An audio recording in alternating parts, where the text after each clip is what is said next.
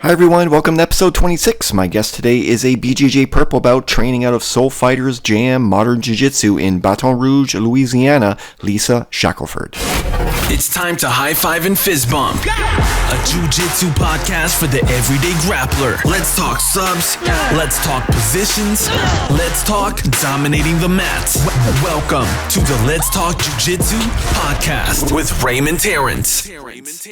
So my guest today is a BJJ Purple Belt training out of Soul Fighters Jam Modern Jiu-Jitsu in Baton Rouge, Louisiana, Lisa Shackelford. Let's talk Jiu-Jitsu. Hey, thanks for having me on. I really appreciate it. Thanks for coming on. I feel like I really botched your last name, though. No, Shackelford. Shackelford? Okay.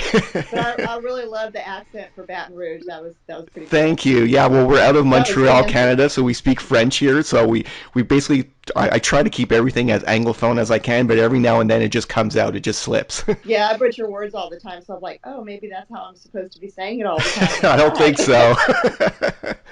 So maybe just as an intro, tell everybody a little bit about yourself and how you got into jiu-jitsu. Sure. So I train over at, like you said, over at Josh's with my professor, Eric Capozzo. And so actually I started a little over 3 years ago, almost 4 years ago. I was 43, I believe, when I started. And Wow. Actually, I started strictly for self-defense. That's really the only thing I was interested in. Prior military, but then, after being out for a while, I thought, you hear all these stories and you always think that's never going to happen to me. But I'm the kind of person, I want to be prepared if that happens to me. Right. And I had this crazy encounter at this gas station with these when I was getting gas on my way home one day, and it was well lit, and this guy was just blown out of his mind. He was trying to get me to come over and put gas in him and his buddy's truck, and Okay. he's telling me this whole story about this guy and his kids, and they're stranded. And I looked over, and it's just him and another dude. And I'm on the phone with my husband the whole time. He said, "Just get in the car and leave." And so I did. But it was enough to sort of creep me out to think, if this would happen in broad daylight, who knows? Yeah. Yeah. I want to be prepared. So I called around some places, and then I found a place in D'Iberville, and I went and started training there. And I said, I'll never do competition. I just want something for self-defense. And that's when I started training with my professor, Eric Capozzo, and was really just sort of bitten by the jiu-jitsu bug from day one. Like, I just loved it. And that was at age 43, you were saying? Yes. Okay, yes. great. So, yes, I'm 47. I'll turn 48 in June this year. So this is my birthday present to myself. The Nice. self-defense class is jiu-jitsu. So, yeah. Okay, great. And how long have you been training with him now? You said for the past 4 years, or? Almost 4 years. Okay. Yes. So this May will be 4 years that I've been training with him. Mm-hmm. Okay, great. I'm curious, when you first decided that you wanted to learn some type of self-defense, did you naturally gravitate to a jiu-jitsu school, or like how was your setup to kind of find a place to learn self-defense? Did you Google something in particular? Did you Google self-defense, or how did you find a school close to you? Right. So I did. I Googled self-defense. That's what I was looking for. I didn't even know what jiu-jitsu was. In fact, I remember years and years ago when I lived in California, in San Diego, I remember seeing a jiu-jitsu studio open. But I didn't even know what it was. I thought it was like some group exercise class. Like, that's how clueless I was about jiu-jitsu. And I think then it was like, probably jiu-jitsu was like brand new in the United States. Like, it was pretty rare then. But so I didn't know what jiu-jitsu was, but then I did Google self-defense, and that's how I found a school. But then as I started doing a little more research about jiu-jitsu, I thought, okay, this could be something very beneficial. And I don't have to worry about training people punching me in the face or, anything like that. So I figured that was it's safe for me. And plus I'm very clumsy, so I figure I'm already on the ground. So if I fall, it's not that bad. There you go. Yeah. So. Nice. And so maybe tell us a little bit about your first few classes. I mean, we always talk about how there are so few women doing jiu-jitsu compared to men, and how, it's hard for women to acclimate a little bit to, guys sweating all over you, and like the close, close proximity that everybody is together. How were you able to adapt to it? Because a lot of women come in, they try it out, and they shy away from it pretty much right away due to that. How were you able to work through all that in the beginning? So I was excited to do this on one hand, but then on the other hand, literally I was so freaked out every day, because I didn't know any of these people. I don't know any, and I don't do well. I never used to do well just showing up in a group and all these people. I don't know any of them. Like I'm like, Right. I'll just stay home, thank you. And so I literally, I had like panic attacks on the way to class, like every day. Like in my car, I had to do breathing exercises all the way there just to force myself to train. I mean, it was awful. But I think then I reached to the point where I was there enough to sort of create a couple of relationships with some people there. And then once I did that, and then, it's kind of like once you start training after more than 6 months or so, then people are like, okay, now we'll be nice to you because maybe you're going to stick around. You know Right. what I mean? Yeah, yeah, for So sure. then, yeah, and then you start to connect with people. But when you first show up, it's like you might be here for a week or two, and then we're never going to see you again. Yeah, So yeah. When you signed up, were there other women also at the school already? I think at the time maybe two women, Okay. um, but I trained at different times than they did. Um, because they were working. I think they were both school teachers, and so we had different training schedules. But one thing that helped was, so mostly I went to the noon class, and because it was a noon class, it was really tiny and it was very small, Okay. and I think that kind of helped me too, because it was easier to form connections with people when And it you was a always saw really the same small class. people at lunchtime, I guess. Yeah. Yes, yes. So that helped. Yes, and our professor is just such a great personable person, and you know how it is that when you're at a gym, that the professor or whatever, he sets the tone Hmm. for how everybody else is and Right. treats people. And so he's just such a warm, welcoming person that other people were too, Hmm. so Yeah, yeah, the vibe in a school and the way that people comport themselves are a reflection of the academy's instructors. mhm. That's the way it goes. And I see it all the time. You go in different academies and people, talk to you a certain way. Most academies are all the same. Everyone's super friendly and super open. But I always say if you want to know how an academy is run and how people are going to be, just spend, 20 minutes talking to their instructor, and that's kind of what you're going to get out of it. Oh, sure, sure. Yeah. Hmm. And how often are you training now, Lisa? So it fluctuates sometimes. I had a recent injury, so of course over Christmas and craziness, it was not that impressive. But my goal, for the most part, on average, I train about 4 times a week, Okay. at least, at least. Okay. So, And what do your trainings look like? How long are your classes? Are they an hour and a half? so they're an hour. I train in Gulfport, and then I drive. I live in Mississippi, Okay. so I drive. It's about a 2.5 hour drive to Baton Rouge. So I drive to Baton Rouge to train twice a week, and You I drive two go and a to, half hours to go train? yes, yes. That's something. You always hear stories of people, oh, I drive like 3 hours to go train, and in my head I'm like, no, you don't. But you actually drive 2.5 hours to go train.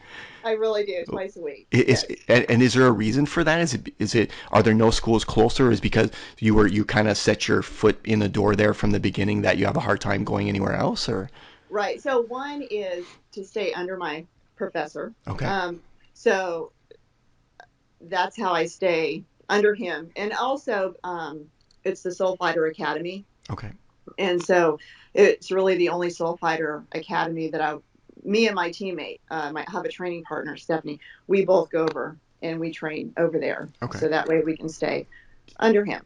okay. So that's why. And so I drive on Tuesday and I train. Now, normally I like it because it's not just strictly, okay, an hour and then class is over and everybody leaves. It's an open mat, so you can stay longer and train. Okay. So my goal is at least to get 5 rolls in Okay. when I go. And then on Thursday, I drive over and then I do an hour private before class. And then I train and do class and then come back. Wow. So, So so what keeps you going to say, twice a week that you're going to drive that distance? I'm sure I mean, we have people that, are 20 minutes away from the gym and they're like, man, I got to get up. I got to, get my stuff ready. And then I got to drive 20 minutes. But you have to drive 2.5 hours to get to your academy. I'm assuming there has to be times where you're like, I probably don't want to drive that far, or I don't want to go to class tonight. I think that some of it is, when you have set goals for yourself, Mhm. I sort of have this mentality of with goals that sometimes you need to do what you need to do. Right. And if something's really important to you, you're going to do it. And just the level of jujitsu that is there at this academy is absolutely phenomenal. Hmm. It's really high level. There's sometimes these are the noon classes. We'll easily have over 20 people on the mat. Wow, that's cool. Oftentimes we'll have 4 black belts on the mat Nice. for a noon class. That's And crazy. that's not including a couple brown belts and then purple belts and blue belts, white belts. I mean, it's a phenomenal training environment like we're talking about earlier. So yeah, they've really sort of they've adopted me and my teammate in as part of the family, and so I love training with them. Nice. Amazing. And Yeah. you were talking about you have a training partner named Stephanie, right? You said? Yeah, so Stephanie Williamson, she's won double gold at Pan Am's this last year and double gold at Worlds, Wow. Master Worlds this Is she past is year. she a purple belt also? Yes, she is. Yeah. Wow. Okay. And what do you know what weight division she's in?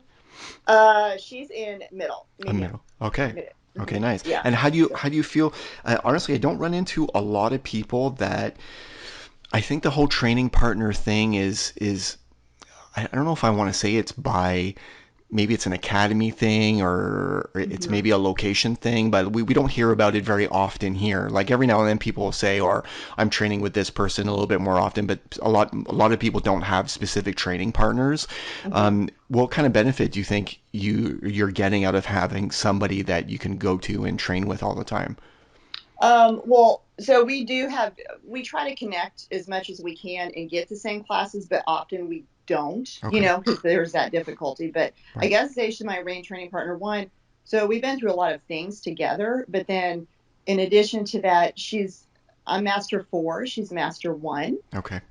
We're also different weight classes, and we have completely opposite games. So Hmm. she does a lot of top game. I do a lot of guard and guard retention. So we're we work off each other really great. And it's funny because sometimes I'll go back and tell my professor, I'm like, I thought I was going to do better at this, and she smashed my guard, and so so then we work on fixing what happened, and then we fix it, and then she probably goes back and is like, this happened, and but so I know if I can do okay against her rolling, we roll pretty hard, Right. then it's going to help me competition wise. And, so we sharpen each other. And Nice. so she's a great training partner for me. So, Cool. yeah.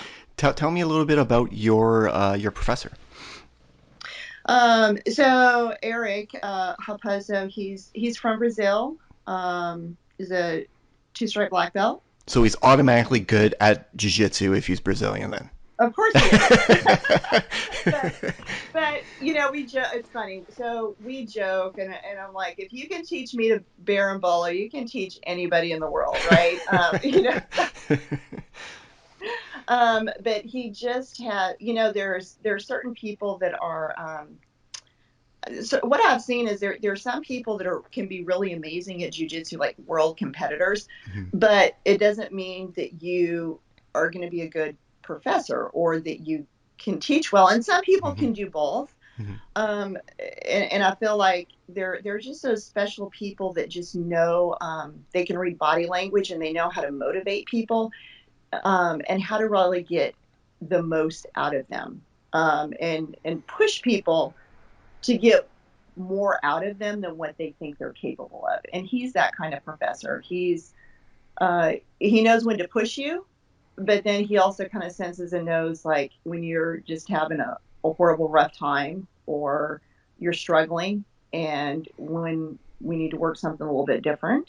Mm-hmm. And to me that's just a gift, and it's not something that you can teach somebody. It's you have it or you don't.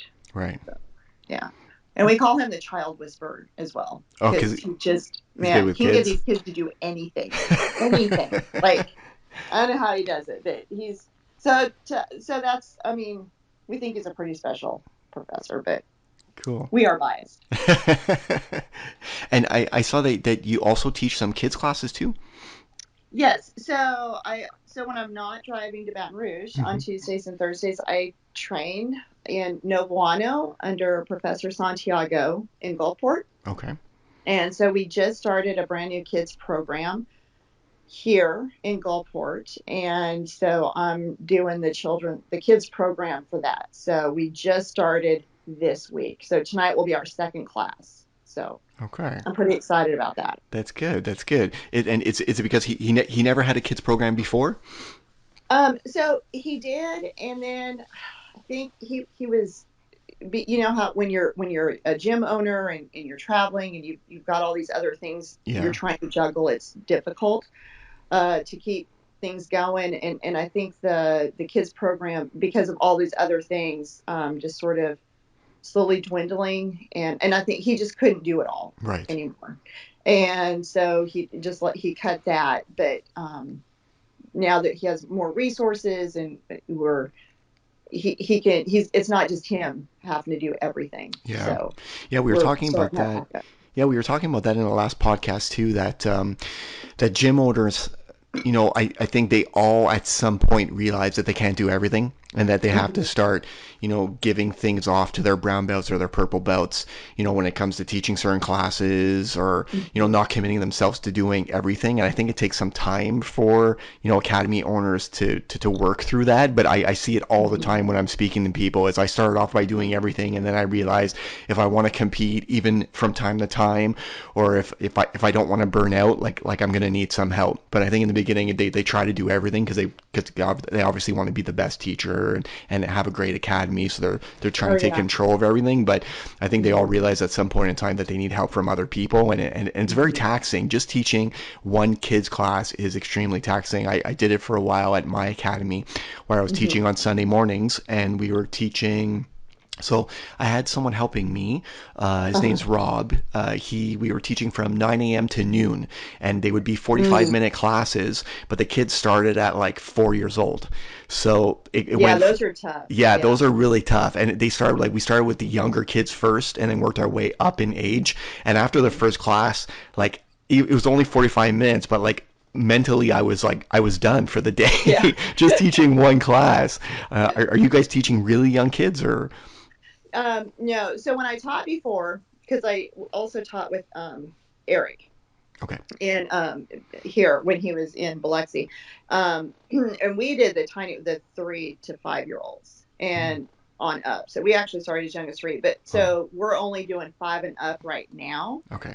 Then as we build and get bigger, we'll consider um, maybe taking younger ones. We'll just see how many we have. But we did learn that there's when you're teaching the little ones under 5 years old, you got to have a maximum for the class, Oh, for because sure. yeah, if you Yeah. have more than 10, it's just It's chaos. chaos. It is. It's like herding cats, really, is what it is. You're just trying to survive the hour, at that point. So you said too that you also compete from time to time. So tell us a little bit when you started competing, how your first competition was.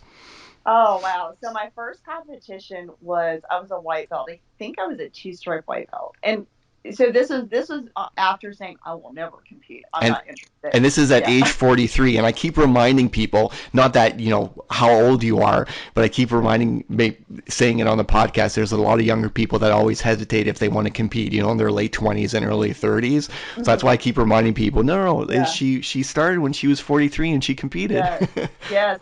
And I think my first competition, I was 44 for Okay. my first one. Yeah. And so, I knew it was AGF in Jackson, which is a phenomenally well run tournament down here. Okay. But I knew up front, okay, there's not going to be anybody 40 years old. There's not even an age bracket for 40-year-old people. Hmm. So I went up there. I thought, okay, you know what? Let's just go for it. Why not? What have I got to lose? Well, it was a couple weeks before this competition.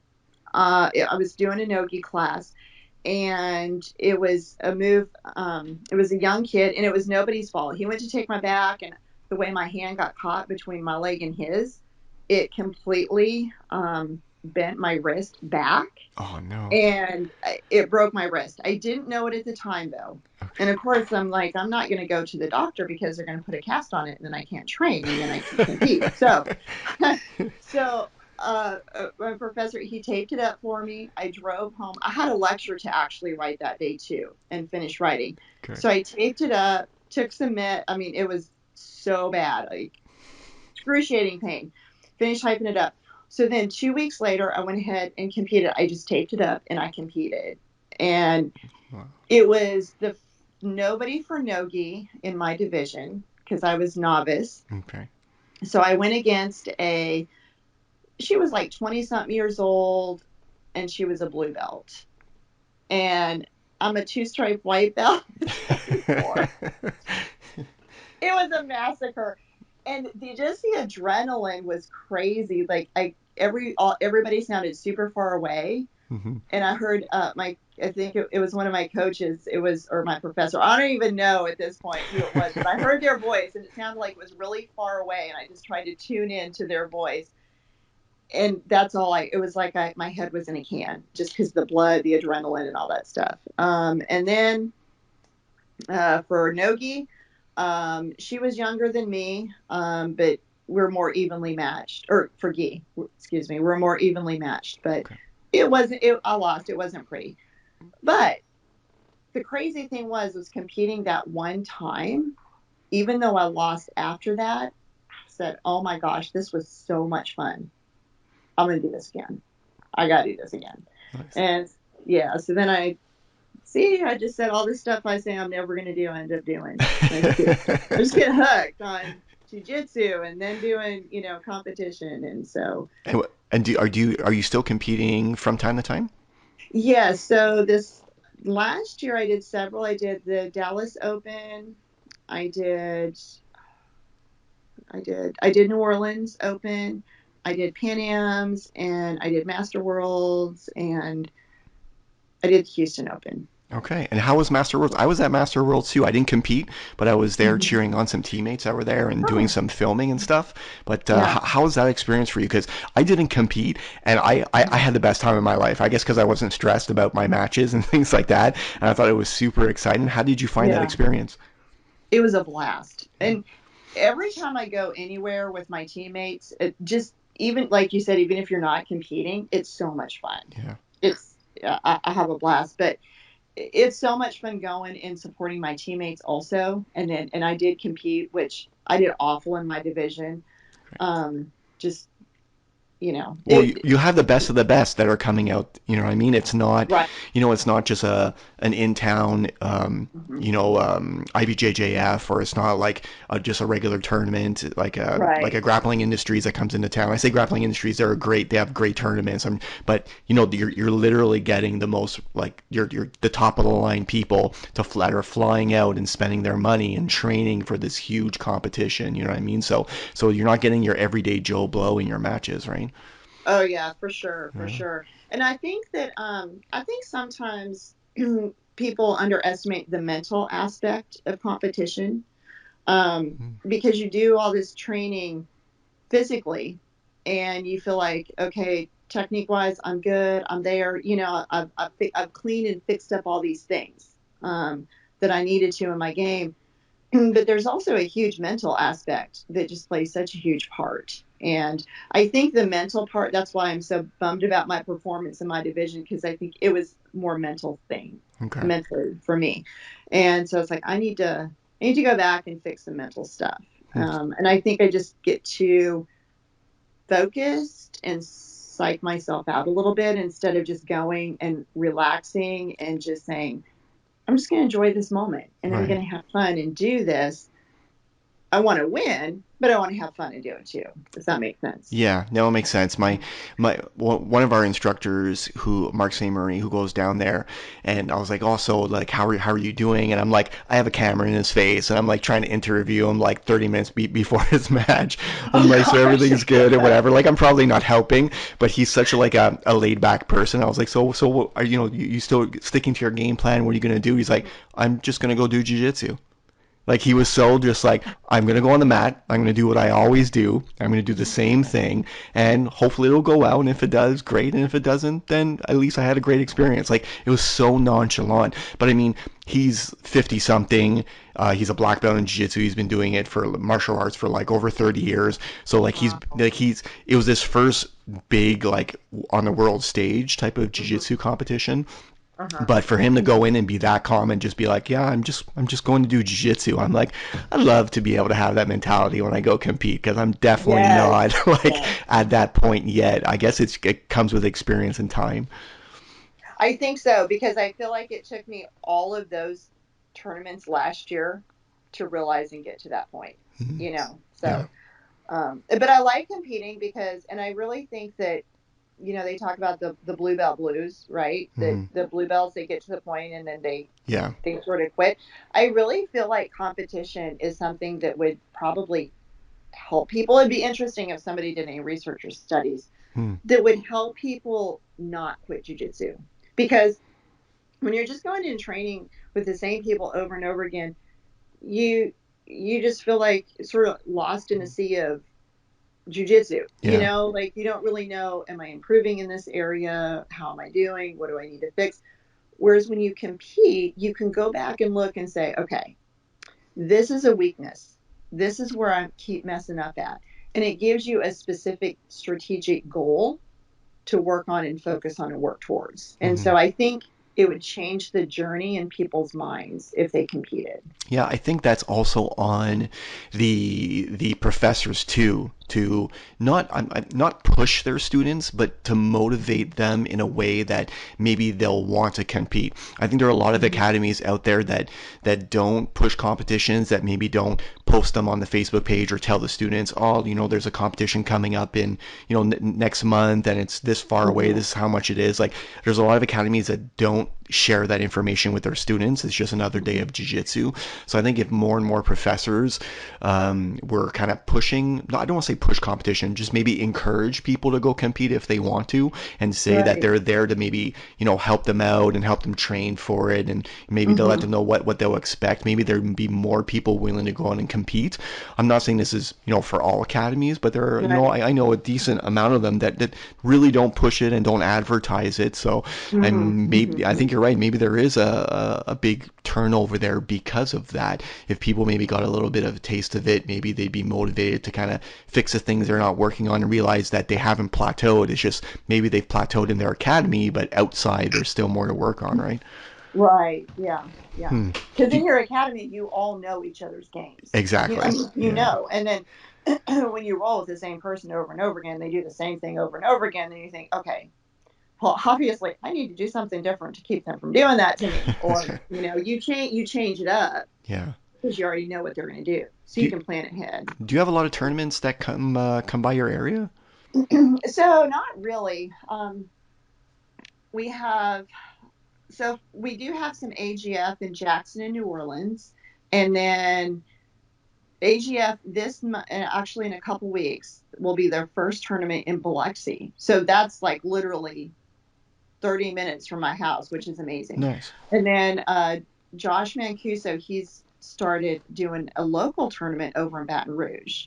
And so there's that one. And then IBJF has did last year was the first year they did the New Orleans Open. So it's about an hour and 40 minutes from us. So those are the closer ones nearby. Okay. And how is the jiu-jitsu vibe in, in the surrounding towns, and, do academies like talk to each other? Are there open mats that, you could do some cross training? Like tell me a little bit about the jiu-jitsu vibe, I guess, in your town or So in Mississippi, it's completely different Mississippi and Louisiana, Okay. which is crazy. So I think here on the coast in Mississippi, pretty much um, everybody just keeps to themselves Okay. as far as gyms and stuff like that. And then in Louisiana, and I'm not sure if it's just the culture or people. I don't know. hmm It's a completely different vibe in Louisiana. There's a lot of cross training, but I think there's more higher quality gyms to go Okay. to and cross train in Louisiana than there are in Mississippi. Okay. There's kind of limited, and I'm not saying that we have bad gyms in Mississippi, because obviously the gym that I'm going to in Gulfport's phenomenal. Okay. It's really great atmosphere, great hmm training. It's everybody just sort of they do their own thing Yeah. here. So No, yeah, I think that's like that everywhere. I think you have certain areas where, jiu-jitsu is a little bit more apparent and schools are a little bit closer together. So you don't have a choice but to run into these people all the time. So everyone communicates a mhm. little bit more. You see each other at tournaments, and there are certain places where there are not a lot of tournaments and kind of people keep to themselves, and, everyone Yeah, keeps their techniques within four walls. And again, I don't yeah, think there's a good yeah. or bad. I think everyone should, communicate. But if there's a lack of tournaments and there's a lack of opportunity for people to communicate, there's not much you can do about it. But I will say, with me training in Gulf at two different gyms in Gulfport and in Baton Rouge, and then there's other gyms that I visit, like in Mandeville, and traveled with We Defy as well. So I visited other gyms through that also. So I cross trained, and I really feel like this cross training at different gyms because I'm exposed to different styles of jujitsu has really helped me with my game and just sort of maybe thinking outside the box more in certain positions hmm with technique. So I think cross training is outstanding, and I think it's great for people to do that. Yeah, I think it takes a few ambassadors to kind of push that that cross training and having people communicate a little bit more between academies.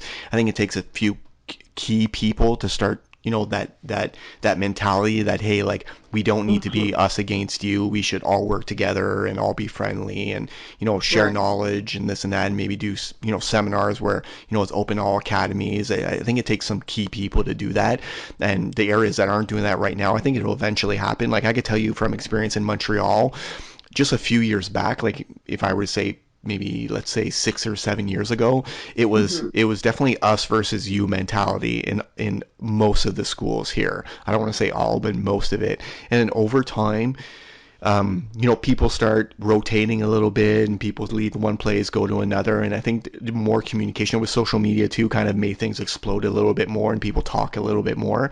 So Yeah. it's gotten much better, and people are a lot more sociable now. Whereas in Hmm. the past, it was definitely more like me against you. You go to competitions and you don't talk to like other academy students, and like you keep to yourself in your little bubble. But now I think there's a change happening there. I think so too, because when I go to tournaments and things like that, I mean, I have people that I know from, Master Four. Jiu-Jitsu is a small community anyway. hmm And then when you start getting to the old people, Master Four, we're even smaller, right? And so I go to these competitions, and if there's only a few of us and we are like, oh, it's so good to see you again, and then we Yeah. keep up through social media and we congratulate each other on successes and things like that. And I think that just those kind of things just show that you can be friends with people. You can go out there and you can respect each other on the mat at competition, and you can do your best and try to win. But then at the end of the day, we're all people that do jujitsu, hmm and we can still respect each other and be friends. Yeah. So Do you guys have anything in Baton Rouge for like an all women's class or all women's open mats? Do they do anything like that?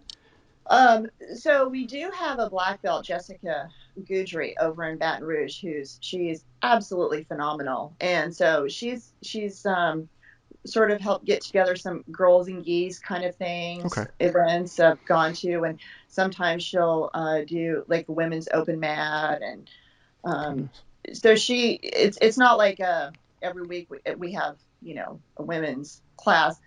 There is a Mandeville class that they do, a women's class, BJJ. They have a women's. I think they do 2 women's jujitsu classes a week. Okay. So there are some to help sort of get women involved, but I think maybe it was one of your podcasts I was listening to, and I sort of had a shift in thinking about that I think just having a jujitsu women's class is not necessarily going to be enough to get women in the door to try jujitsu. Exactly. Yeah, I agree. No. So, but if you have something else and then they see the benefit, like, hey, you want to try this? Because when I was helping teach the kids classes, a lot of moms started training because they would see their daughters train, Mm-hmm. they would see their kids train, and that's what started them training. So I feel like you just need something else to get them in the door, Yeah. Do But you, those are good because I think that there are women who have gone through traumatic issues that would never ever train yeah. with men. And so if you offer those classes to them, they could start there, and it could be a stepping stone towards eventually working through some of those issues and get more training in. Do you harass any of your friends or family members and try to get them to come to jiu-jitsu class? Um, Sometimes I'm like, hey, you should try. Actually, I have my husband a lot, so he doesn't train. Okay. Um, but I don't bug him too much, because if I bug him too much, he never will come back and train. But it was actually, so for him, poor guy, he finally decides, okay, I'm going to train. I think maybe I've been training for close to about a year. And so then he decides, okay, fine, I'm going to give this a shot. And he comes in, and this was his 3rd class. And he did a stand up pass and completely blew his knee out. Oh no. And it was a new class. It was so bad. He knew what he did. He was retired Navy, and so when he was playing basketball in Guam a few years before, he'd done the same thing to his other knee, but not as bad. And he was so calm. He blows his knee out. There's nothing attached to his kneecap, which we find out later. He just sits down. There's a pop. He sits down on the mat. His training partner's like, oh my gosh, are you okay? He's like, yeah. He sits down and he just looks at me and he said, I need to go. We need to go. We need to leave. And I'm like, I'm thinking, how are you not crying? I'm like, oh, it was so bad, Oh, and so then I'm thinking, okay, let me get him in the car. I got to take him to the emergency room. I'm like, no, I can't get him in the car. He can't bend his leg. So had an ambulance come, and those pushbacks helped him because he was able to get to the side of the mat doing pushbacks. Nice. So. But he has not been back since then. So, and because he didn't get a chance to fall in love with Hmm. jiu-jitsu, Yeah. So, yeah.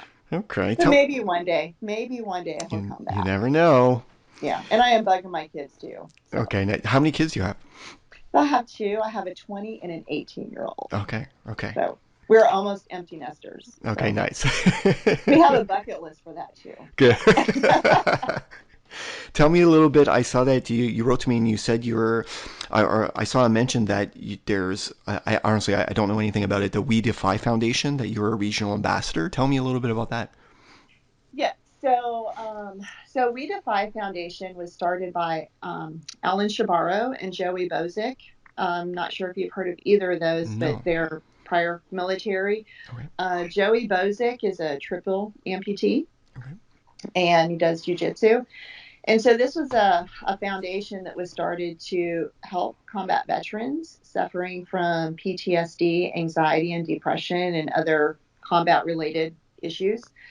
And so what we do right now, we are currently, I believe, doing scholarships for 5 veterans a month throughout the whole year. And so what We Defy Foundation is that they apply to be a sponsored athlete.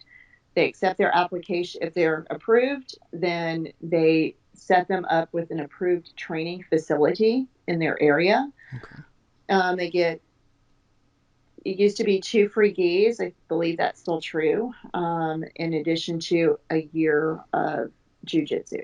Wow. So yes, I think they do 6 months first, and then if they're consistent with that, then they'll approve the second 6 months. And so it's, I when I got out of the military, I had severe depression, anxiety, and man, jujitsu. Since training jujitsu, I've been able to be off of prescription sleep medication. Wow. I've not needed that at all since training. And so, and even my children told me probably after into the first year or so of training, a year and a half, they said, "Mom, you are so much happier since you started training jujitsu." Hmm. Because it really, when you're on the mat, it forces you to be in the present. You can't be stressed about all the other things that are going on in your life, past or future, because if you are, someone's going to choke you or they Right. will armbar you, Hmm. So I think it changes your neurons in your brain when you're there. And then of course you have all the endorphins, from the physical activity. And so there's been times I've really been super depressed and I just in my mind think I need to just get to the gym. I got to go train. I got to go train. And then I get there, no matter how much I don't feel like training and I don't want to go and I don't want to do it and I force myself to go, I always feel so much better afterwards. Nice. Do you take anything for any type of supplementation for recovery or? Oh, for training? Yeah. Yeah, so I do BCAAs. Okay. I also do the Warrior CBD. Okay. That helps a lot. And one thing that has changed for me dramatically that helps me, and I guess you don't really notice until you eat like garbage and then you start eating really good and healthy. So you can see the difference, right? Is I'm eating like awful. Like I can feel it in my training. It is bad. I'm like just sucking trying to get through an hour of training. Oh my gosh, I'm dying. But then when I've eaten really good and I've been working with BJJ macros, they've been helping me and to like really dial in my nutrition. And man, when I'm doing that and I'm really sticking to eating good nutrition and getting my protein levels up, that I think that helps me in my recovery because I'm better fueling my body. Hmm. So that and the Warrior CBD, those are the two things that really help, and the BCAAs. Yeah, it's funny So that you mentioned the CBD because a lot of people that I speak to that were in the military really mhm. like they're convinced that the CBD is making a big change in their lives. And I think here Mhm. in Canada, it's apparent that there's help, but I think there's not as much studies that are happening here in Canada. I mean, now marijuana is legal in Canada, so CBD. I was going to ask you about that. Yeah, Yes. yeah, it's legal. It's been legal for I want to say a year now, approximately about a year. So, Wow. the shops are opening up, like the government shops are opening up that you could just walk into, and you Hmm. could buy CBD oil and products and whatnot. And it's just funny that you mentioned CBD because a lot of military people are really saying like that's one thing that's helped me a lot, and we're trying to. I think people are trying to push it here in Canada, but I just Hmm. don't think we talk about it as much, especially for recovery and stress and anxiety and things like that.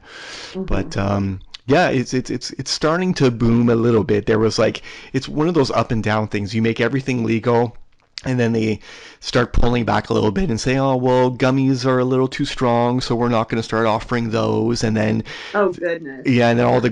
the grocery stores want to start, they start getting harassed by, food marijuana companies that are saying, "Hey, we'd love to put our crackers in your grocery store." So now the government's trying to figure out like or do we do a section for that and like Gotcha. like how do we not get those in like minors hands if it's in a grocery store? So yeah, there's a lot of like back and forth going on now, so I don't know what's going to happen in the next few months. I know that there's a lot of investment in it here in Canada Hmm. before it became legal, knowing that it was going to be, and all the stocks have taken a big dip because they thought everyone would just be buying nonstop because that's what everybody wanted, but like like it's just not there. Like the sales aren't there, so people aren't making Wow. as much money as they thought they would. But I can tell you that people aren't walking around like zombies in the streets, completely stoned out of their minds. And I'm not rolling with stone jiu-jitsu people yet, so Are you not? everything's okay. I was actually going to. It was funny. I told my wife, I was like, hey, you know, it'd be really cool if like if I went to jiu-jitsu, like I smoked some marijuana and then I went to jiu-jitsu and I did a video and I put it on the podcast Oh my YouTube page gosh. of like the effects of marijuana while doing jiu-jitsu. And she was like, don't you do that, your reputation. And she kind of lost it on me and I just threw out the idea there. But 'cause I knew a few people who used to, at another academy that I used to train at, that used to Uh-huh. before training. And to be honest with you, like I don't know, I didn't notice a difference rolling with them, but apparently it really like, I don't know, opened up they say that it opens up their like thought process of techniques and submissions and things that they can do, but I'm still not convinced because I don't see people doing that all the time here, Right. you know. I think that they probably think that. Here's what I'm thinking. If I were to do that, I would probably get choked like a gazillion times. Me Like too. it would just be straight ugly. It would be like, what were you thinking, Lisa? Well, see, I wasn't thinking because you know, I mean, but I think maybe that's their perception of it Right. because probably when you're not all there because you're high, you think everything's great, right? Yeah. So, yeah. Yeah, I'm all for the CBD oil for anxiety and things like that, but apart from that, I'm sensitive when I take Tylenol, so I'm a little scared to do anything else. Yeah, I think I'm just good with the CBD, right? Yeah. There's no mind altering effects in that. I will stick with that. Yeah. Yeah, I'm not going there. Yeah, I was wondering about CBD because I know in different countries and even here in the United States, there's differences in legalities with Depending on CBD where and you are things in like what that. state, right? Right. Yes. Okay. Yes. Because some states are more strict here than Okay. others. So, And how yeah. about in Louisiana? Um, Oh, so they just recently passed some laws. They're like really strict. In fact, I think they were teasing me when I went over to train because I bought one of the hemp bags, Okay. backpacks, Right. and they said, "Oh, Lisa, you're going to get arrested. You have a hemp backpack." I was like, so pretty strict, and Okay. it's not legal. So none of the states, marijuana is not legal in there or even here in Mississippi. Okay. So. But Okay. it's just crazy how I don't know. It's like there could be a good thing about a product, but people sort of jump on the bandwagon and then use it to excess, Yeah. Yeah. and then it's like we need balance, Yeah. you know. And there's so much information out there. People don't know what's right from wrong. You know, it's crazy. You go online, you type "is CBD good for me?" and you'll find 50 articles that'll say yes and 50 articles that say no. Right. So yeah, go see a You doctor. can find anything on the internet to agree with whatever you want. Right. It so, but it definitely it helps me sleep better, and I definitely it was crazy because when I really started using it, I noticed my fingers when I woke up in the morning from grips and things, Hmm. my fingers weren't as stiff and as sore. Okay. So, um, so I definitely the CBD oil has definitely helped me. So, and I use a salve too. So after training, sometimes so I use a lot of grips. So I Okay. tape my fingers and then I have a CBD pain salve, and I use that on my fingers too. So Nice. Nice. helps a lot. So So I have a Q&A for you. sure. So just a series of questions that kind of chimes into your jiu-jitsu and the kind of things that you like and the things that you don't like. So what would be your favorite guard? It's a good question, right? Closed guard. Closed guard is my favorite guard. Closed guard is your favorite guard, okay? Is there a reason why the closed guard is your favorite guard? So I've started out at closed guard, and I feel like I have so many options for submissions. You have arm bars, triangles, kimuras, you have sweeps, you have everything. Hmm. But probably the last 6 months, I've been working more open guard things. Okay. And so I've been hitting a lot more sweeps from open guard, but I still have a special place in my heart for closed guard. Okay, nice. What's your favorite pass? Knee slice. Knee slice? Hmm. Okay. Have you ever hurt yourself, hurt your knee doing the knee slice? No, actually, I have not. So that means you're doing it properly. That's good. Oh, good. I was like, okay, wait, is there something I should be worried about Yeah, here? no. Well, you see a lot of people when they're knee slicing, they don't send their bum to the ground. Like they try to Oh, drive their knee through the half guard, and that's when everybody tends to have problems with their knees. Your MCL and your ACL and like just bad problems. yeah. So that's why instructors try to enforce sticking your butt to the ground as your knee slicing, and it's your bum Mm, driving first, and it's not you trying to drive your knee through. We tend to see that a lot with the white belts that we teach them the knee slice and they start doing it and they say, I don't understand why my knee hurts. Well, it's because you're trying to drive your mm. knee through the hole. And I would feel like trying to do that way will get you swept every time That's true. because you're too Yeah. far forward and you're too far up. Yeah, true. Yeah. What about your favorite sweep? Favorite sweep would be tripod sweep. Tripod sweep. Nice. Mm. That's one thing I am not good at. I have to work that a little bit more. What about your favorite submission? Triangle. Triangle? Yep. Nice. Okay. What about a position you hate being in? Bottom mount or bottom side control. So bottom anywhere. Just, unless it's guard. I'm good if I'm on the Okay, bottom of right. guard. I think mount is what I hate the worst, though. Yeah. What about a submission that you can get that people catch you in that you're like, I can't believe I got caught in that? Gosh, I feel like there's a lot of those. They catch me, armbar. Armbar, yeah. Yeah, or triangle. Yeah, yeah. Yeah, Probably the triangle more so because usually it's because I did something dumb and I left my arm out there or something. I'm like, oh, come on. Hey, I want to ask you something. When it comes to, you said that your triangle was your favorite submission.